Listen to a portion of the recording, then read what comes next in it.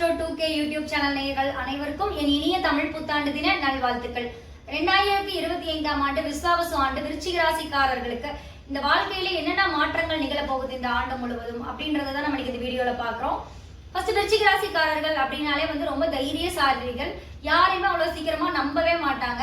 அப்படி நம்பிட்டாங்க அப்படின்றப்போ அதுல பேக் அடிக்க மாட்டாங்க. எப்பயுமே ஒரு முடிவு பண்ணிட்டாங்க அப்படின்றப்போ அந்த முடிவுல ரொம்ப ஸ்ட்ராங்கா இருப்பாங்க.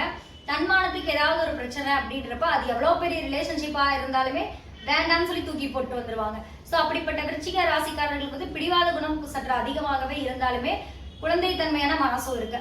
அவர்களுக்கு இந்த ஆண்டு தொடக்கத்துல இருந்து பிளானட்டரி பொசிஷன்ஸ் எந்த மாதிரி இருக்கு அப்படின்றத பார்க்கலாம்.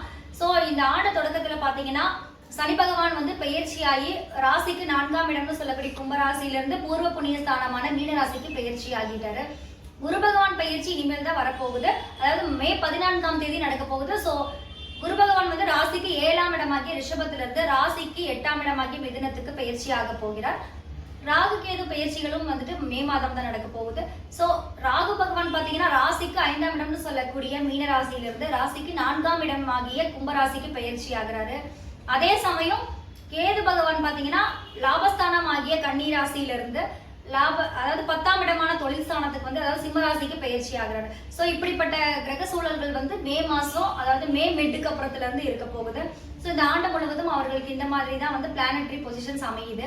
சோ இப்ப விருச்சிக ராசிக்காரர்களுக்கு எப்படி இருக்கும் அப்படின்னு பாத்தீங்கன்னா குரு பகவான் 8ஆம் இடத்துல மறைகிறாரு. சோ குரு பகவான் 8ஆம் இடத்துல மறைகிறது அவ்வளவு பெரிய சாதகமான சூழ்நிலை கிடையாது. சோ 8ஆம் இடத்துல மறைகிறதுனால நிறைய பிரச்சனைகளை ஃபேஸ் பண்ற மாதிரி இருக்கும். அதாவது ரிலேஷன்ஷிப்ல நிறைய பிரச்சனைகளை ஃபேஸ் பண்ணுவாங்க. ஸோ ஹஸ்பண்ட் ஒய்ஃப்குள்ள பிரச்சனைகள் வரும்போது தேர்ட் பர்சன்ஸ் இன்டர்ஃபியரன்ஸ் ஆகும்போது கண்டிப்பா அதுல விரிசல்கள் விழுகும். அதாவது தேர்ட் பர்சன்ஸ் அந்த அளவுக்கு ஈஸியா நம்ப வேண்டாம். புதிய நண்பர்கள் அந்த மாதிரி நிறைய பேர் அமைவாங்க இந்த சுச்சுவேஷன்ல. ஸோ இந்த சூழ்நிலையில புதிய நண்பர்கள் அவ்வளவு சீக்கிரமா நம்ப வேண்டாம். ரொம்ப அட்டாச் ஆக வேண்டாம் அவங்க கூட. அண்ட் உங்களோட ரகசியங்களை எதையுமே நீங்க பகிர்ந்து கொள்ள வேண்டாம். சோ இதை ரகசியத்தை நீங்க பகிர்ந்து கொள்ளும் போது கண்டிப்பா இப்போ இருக்கிற குரு பகவான் 8ஆம் இடத்துல மறைவு இந்த பிளானட்டரி கண்டிஷன்ஸ் கண்டிப்பா உங்களை தேடி பிரச்சனைகள் வரும். அதனால 3ஆம் நபரை கண்டிப்பா நம்ப வேண்டாம். சோ அதுல கொஞ்சம் கேர்ஃபுல்லா இருங்க. அண்ட் ராகு பகவான் பாத்தீங்கன்னா உங்களோட ராசிக்கு 4ஆம் இடத்துல இருக்க போறாரு. அதாவது மே 14ஆம் தேதிக்கு மேல. அப்போ ராகு பகவான் 4ஆம் இடத்துலயும் கேது பகவான் 10ஆம் இடமாகி தொழில் ஸ்தானத்திலயும் இருக்கும்போது 4ஆம் இடத்துல இருக்கிற ராகு அந்த அளவுக்கு நல்லதுன்னு நம்ம சொல்ல முடியாது. இது நாள் வரைக்கும் ராகு பகவான் உங்களுடைய ராசிக்கு 5ஆம் இடம்னு சொல்லக்கூடிய மீனத்துல இருந்தப்போ சோ 5ஆம் இடத்துல ராகு இருக்கும்போது நிறைய பிரச்சனைகள், அதாவது 11ஆம் இடத்துல உங்களுக்கு கேது இருக்கும். சோ இது பாத்தீங்கன்னா ஒரு புத்திர தோஷம் அப்படின்ற மாதிரி தான் நம்ம எடுத்துக்கணும். சோ விருச்சிக ராசிக்காரர்கள் பாத்தீங்கன்னா நிறைய பேர் குழந்தையின்மைக்காக நிறைய ட்ரீட்மெண்ட்ஸ் எடுத்துட்டு இருந்திருப்பீங்க. சோ இது புத்திர தோஷம்னு சொல்றதுனால நிறைய ட்ரீட்மெண்ட் எடுத்து உங்களுக்கு சக்சஸ் ஆகாத சூழ்நிலைகள் ஏற்பட்டிருக்கும். சோ அப்படிப்பட்டவர்களுக்கு இந்த பயிற்சிக்கு அப்புறமா அதாவது ராகு பகவான் 4ஆம் இடத்துக்கு வந்ததுக்கு அப்புறம் குழந்தை இல்லைன்னு இருந்துட்டு இருந்த தம்பதிகளுக்கு கண்டிப்பா குழந்தை பேரு அமையும். சோ அதனால குடும்பத்துல மகிழ்ச்சி உண்டாகிற சூழ்நிலைகள் எல்லாமே உருவாகும். ஆனா 4ஆம் இடத்துல இருக்கக்கூடிய ராகு தாய்க்கு பாத்தீங்கன்னா உங்களுக்கு ஏதாவது ஹெல்த் இஷ்யூஸ் அந்த மாதிரி நடக்கும். ஸோ கண்டிப்பா உங்களோட பெற்றோருக்கு அதாவது தாயாருக்கு உடம்பு முடியாம அவங்களுக்கு ஏதாவது சர்ஜரிஸ், ஸோ உங்களுடைய 4ஆம் இடத்துக்கான ராகு வந்ததுக்கு அப்புறமா கண்டிப்பா உங்களோட தாய்க்கு உடல்நிலை ப்ராப்ளம்ஸ் இந்த மாதிரி நிறைய வர்றதுக்கான வாய்ப்புகள் அதிகமாக இருக்குது. ஸோ அதனால முன்னாடி அதுக்கான ப்ரிகாஷன்ஸ் நீங்க எடுத்துக்கோங்க. ராசிக்கு 11ஆம் இடத்துல இருந்த கேது 10ஆம் இடமான தொழில் ஸ்தானத்துக்கு போனதுக்கு அப்புறம் அதாவது தொழில் செய்யற இடத்துல நிறைய ப்ராப்ளம்ஸ் நீங்க ஃபேஸ் பண்ற மாதிரியான சூழ்நிலைகள் உருவாகும்.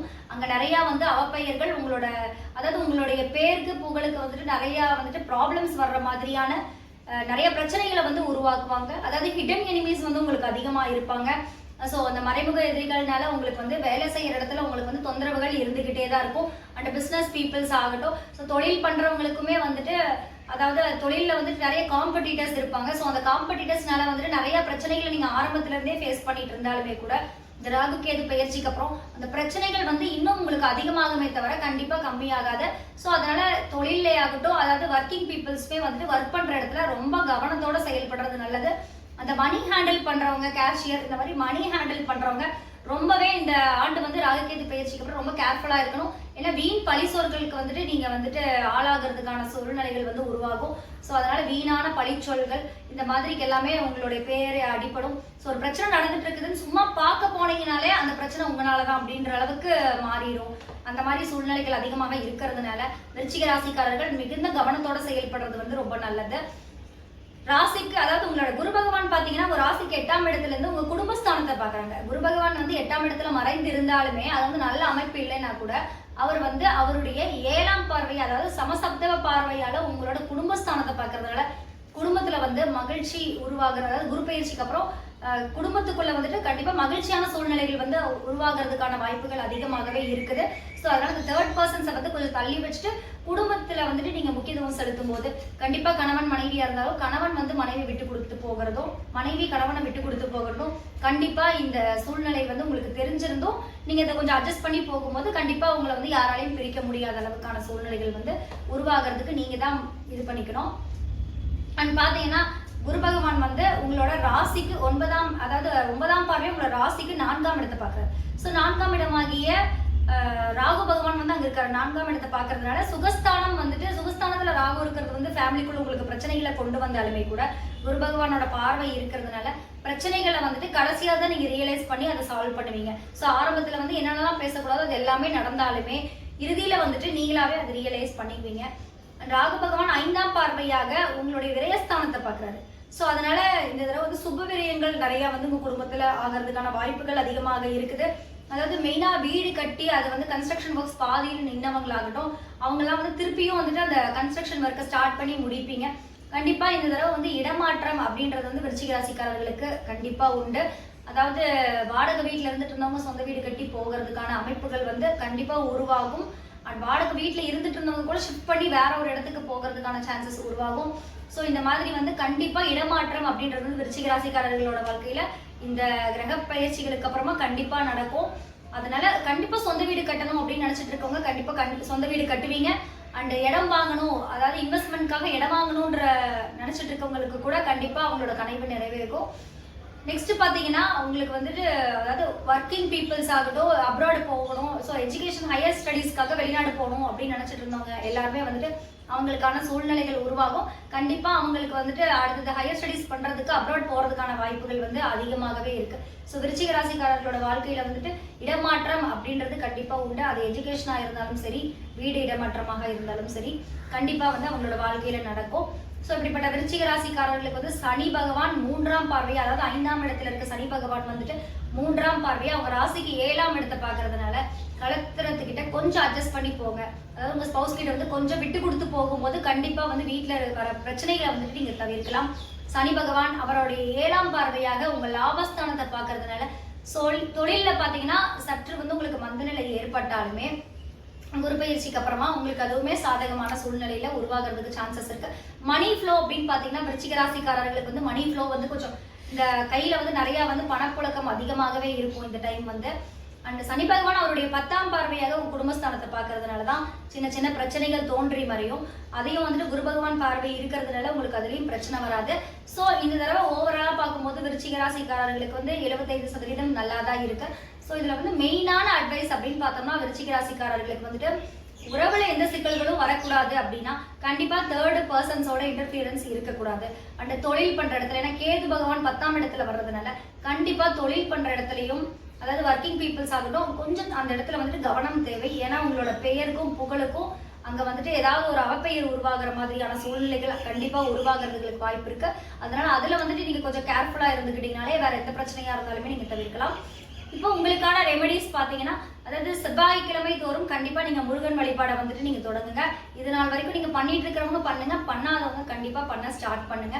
ஸோ கண்டிப்பா வந்து விருச்சிக ராசிக்காரர்கள் மலை மேல இருக்க முருகன் தரிசனமா பண்ணுங்க. திருச்செந்தூர் போயிட்டு வாங்க.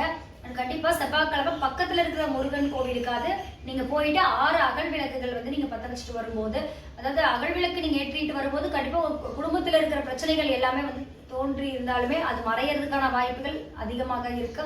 ஸோ விருச்சிக ராசிக்காரர்களுக்குன்னு பாத்தீங்கன்னா பரிகாரங்கள்னு வந்துட்டு செவ்வாய்க்கிழமை தோறும் அருகில் இருக்கிற முருகன் கோவிலுக்கு நீங்க போயிட்டு 6 அகல் விளக்குகள் வந்து நீங்க ஏற்றிட்டு வரும்போது குடும்பத்துல தோன்றிட்டு இருக்கிற பிரச்சனைகள் வந்துட்டு கண்டிப்பா மறையறதுக்கான வாய்ப்புகள் இருக்கு.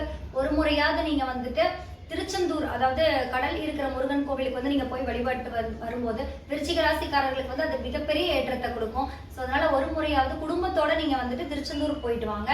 அந்த வீட்டு பக்கத்துல இருக்க முருகன் கோவிலுக்கு வந்துட்டு நீங்க வாரம் செவ்வாய்க்கிழமை தோறும் விரதம் இருந்தாலும் சரி இல்லைனாலும் சரி நீங்க 6 அகல் விளக்குகள் ஏற்றி நீங்க வழிபாடு பண்ணிட்டு வாங்க. அண்ட் கேது பகவான் பாத்தீங்கன்னா ராசிக்கு 10ஆம் இடமாகி தொழில் ஸ்தானத்துல இருக்குது. அதாவது சூரியனுடைய வீட்டுல கேது பகவான் இருக்கிறது வந்துட்டு அவ்வளோ பெரிய நல்ல அமைப்பு அப்படின்னு நம்ம வந்து சொல்ல முடியாது. ஸோ தொழில்கள்ல சிக்கல்கள் இந்த மாதிரி அதிகமாக வரலாம். ஏன்னா வந்துட்டு சுகஸ்தானத்துலேயும் பார்த்தீங்கன்னா உங்களுக்கு ராகு இருக்குது. ஸோ 4-10 வந்து ராகு கேது இருக்கிறது வந்து அந்த அளவுக்கு நல்ல அமைப்பு கிடையாது. ஸோ இதனால கணவன் மனைவிக்குள்ள கருத்து வேறுபாடுகள் இந்த மாதிரி நிறைய பிரச்சனைகள் வர்றதுனால நீங்க கண்டிப்பா வந்துட்டு கேது பகவானுக்கு வந்து நீங்க விநாயகர் கோவிலுக்கு நீங்க சாட்டர்டே அதாவது சனிக்கிழமை தோறும் நீங்க வந்துட்டு விநாயகர் கோவிலுக்கு போய் வழிபாடு பண்ணிட்டு வர்றது நல்லது. சூரியன் வீட்டுல வந்து கேது பகவான் இருக்கிறதுனால நம்ம வந்து ஆதித்ய ஹிருதயம் சூரிய வழிபாடு, அதாவது காலையில சூரிய நமஸ்காரம் நீங்க வந்து பண்ணுங்க. ஸோ இப்படி பண்ணும்போது கண்டிப்பா தொழில்கள்ல இருக்கிற சிக்கல் எல்லாம் வந்துட்டு உங்களுக்கு வந்து கம்மியாகும். கண்டிப்பா வந்து சூரிய நமஸ்காரம் கண்டிப்பா பண்ணணும். ஆதித்ய ஹிருதயம் முடிஞ்ச அளவுக்கு நீங்க டெய்லியுமே படிக்கிறதுக்கு பாருங்க. அப்படி இல்லைன்றப்போ அட்லீஸ்ட் ஞாயிற்றுக்கிழமை தோறுமாவது நீங்க வந்துட்டு அந்த சூரிய ஹோரையில வந்து நீங்க ஆதித்ய ஹிருதயம் படிக்கும்போது தொழில் சம்பந்தப்பட்ட பிரச்சனைகள் எல்லாமே வந்து உங்களுக்கு அது சரியாகும். ஸோ ராகு கேதுக்கு வந்துட்டு கண்டிப்பா நீங்க 4-10ன்றதுனால ராகு கேதுக்கு வந்து நீங்க நாகர் கோவிலுக்கு போயிட்டு நீங்க வழிபாடு பண்ணுங்க. நாகர் வழிபாடு பண்ணும்போதும் இந்த பிரச்சனைகளை எல்லாமே தவிர்க்கக்கூடிய சூழ்நிலைகள் உங்களுக்கு உருவாகும். ஸோ இதெல்லாமே பண்ணுங்க விருச்சிக ராசிக்காரர்கள். ஸோ இதெல்லாம் பண்ணும்போது உங்களுக்கான பிரச்சனைகள் எல்லாமே வந்து நீங்க சால்வ் பண்ணலாம். அண்ட் குரு பகவான் பாத்தீங்கன்னா 8ல மறைந்து இருக்கிறதுனால கண்டிப்பா நீங்க நவகிரக குருவை வந்துட்டு அதாவது நீங்க வியாழக்கிழமை தோறும் நெய் தீபம் ஏற்றி நீங்க வழிபடுவது வந்து அதுவுமே உங்களுக்கு வந்து ஒரு நல்ல ரிசல்ட்டை கொடுக்கும். ஸோ இதெல்லாமே நீங்க பண்ணுங்க. கண்டிப்பா இந்த ஆண்டு வந்து நீங்க விருச்சிக ராசிக்காரர்கள் வந்து நல்ல இடம் வாங்குவீங்க. ஸோ அட்வைசபிள்னு பாத்தீங்க அப்படின்னா அந்த தேர்ட் பர்சன் இன்டர்ஃபியரன்ஸ் இருக்கக்கூடாது. தொழில வந்து சற்று கவனமா இருக்கணும். வேற எதுவுமே விருச்சிக ராசிக்காரர்களுக்கு கிடையாது. இந்த ஆண்டு வந்து நீங்க ரொம்ப சந்தோஷமா இருக்க போறீங்க. நன்றி.